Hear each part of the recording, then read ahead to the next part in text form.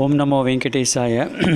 Shuklambaradaram Vishnum Sasivarnam Chaturbhujam Prasannavadanam Dhyayet Sarva Vignopashanteye Vyasaya Vishnu Rupaya Vyasa Rupaya Vishnave Namo Vai Brahmanideye Vasishtaya Namo Namaha Yasya Smarana Matrena Janma Samsara Bandhanat Vimuchyate Namastasmai Vishnave Prabha Vishnave Om Namo Vishnave Prabha Vishnave. So we have so far seen 3 slokas.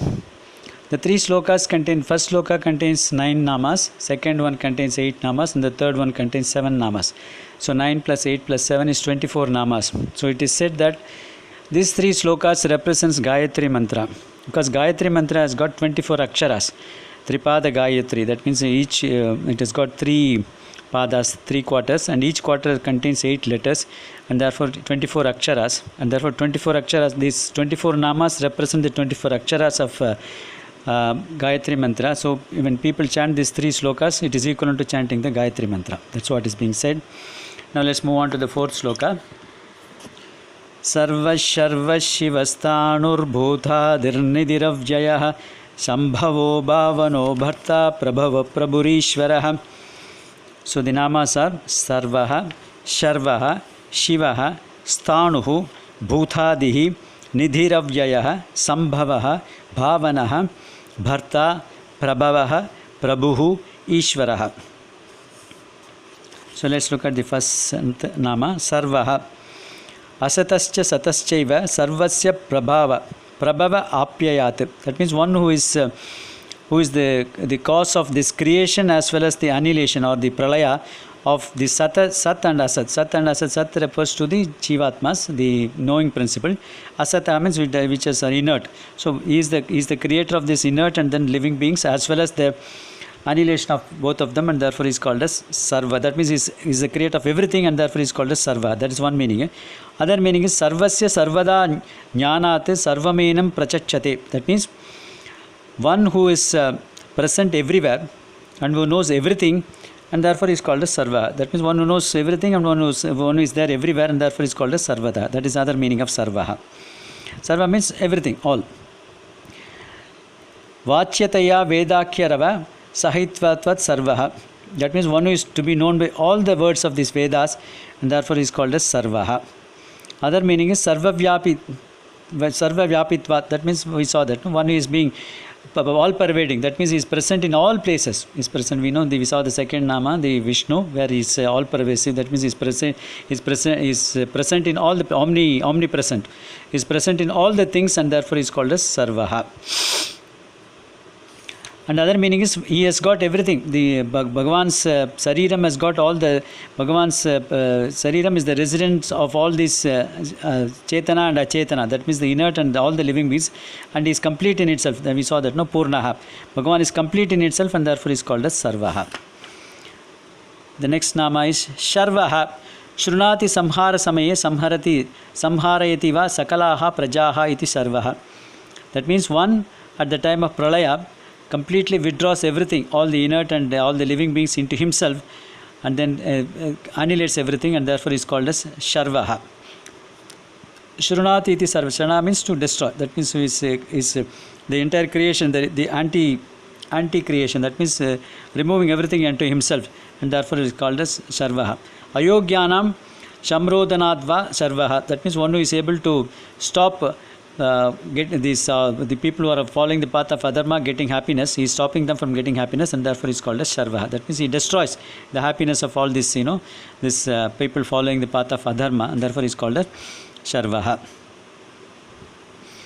Shivaha.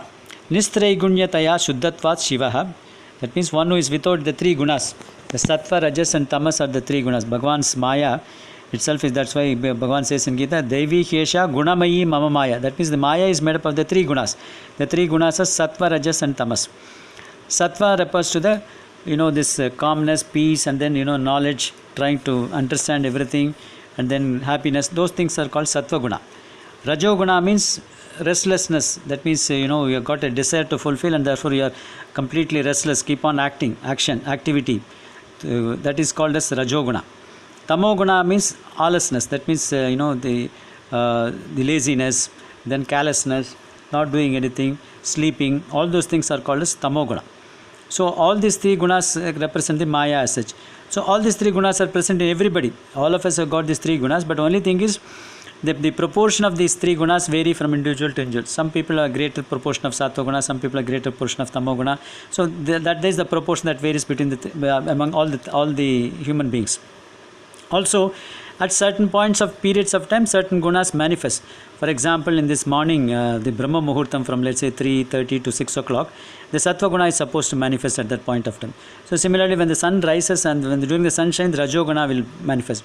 Similarly, when the sun sets, when the darkness is there, then the Tamo guna will start manifesting. So depending upon the different periods of time, each guna manifests, and of course, depending upon the individual's proportion, they also vary. So Bhagavan, who doesn't have all these three gunas, is called as Shuddha Sattvaha, and therefore is called as Shivaha. Other meaning of Shiva is Shivadi Namadibhi Harireva Stuyate. Adi Shankara says, by the name of Shiva, only Hari alone is being praised. That's what he says. Shiva also means Mangalam, one who is auspiciousness. Shivam Mangalam Asya Asti iti Shivaha. That means one who is got, one who is auspicious is called Shivaha. Shivayati iti Shiva. That means one who is able to bring about the Mangalam. That means auspicious in his devotees and the people who are devoted to him, and therefore he is called as Shivaha. Other meaning is Shubhavahashchaiva Shivaha. One who is able to always do good things to his devotees is also called as Shivaha. So Parameshwara is also called Shiva because he is always said to be auspicious. Sthāṇuhu, Sthiratvatva Sthāṇuhu. One is very firmly deep rooted in his, this Ananda Swarupam.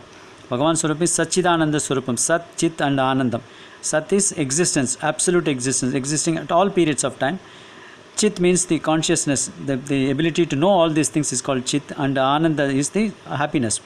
So Bhagavan is all these three put together. Satchidananda Swarupam. He is ever deep rooted, even though he may be taking different avatars, but he never moved away even it tries from his, even a little bit from his position, and therefore is called as Sthāṇuhu. Tishtatri Sarvatra iti Sthaha. Stascha asau Anuscha iti Sthāṇuhu. That means other meaning of Stha plus Anu, that you can split into two. Stha means one is present in all places, like the Vishnu. That means he is present in all places, and therefore is called as Stha. Anu means he is also very, very subtle. We can't see with your naked eye. That's what we said. Vishnu we cannot see with our own eyes, and therefore is smaller than the smallest, like Anu, and therefore is called as Sthāṇuhu. Bhūtādihi. Bhuta Adihi. That's what is called as Bhūtādihi. Bhutanam Adikaranatvat Bhūtādihi. That means for all, he is the cause.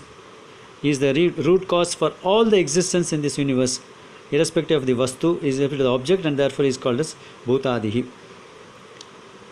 Bhatchaka. That means one who is at the time of the pralaya, he consumes everything into his own body, like the pralaya, all those inert and the living beings, all these things are ultimately consumed by him at the time of pralaya, and therefore he is called as Bhūtādihi.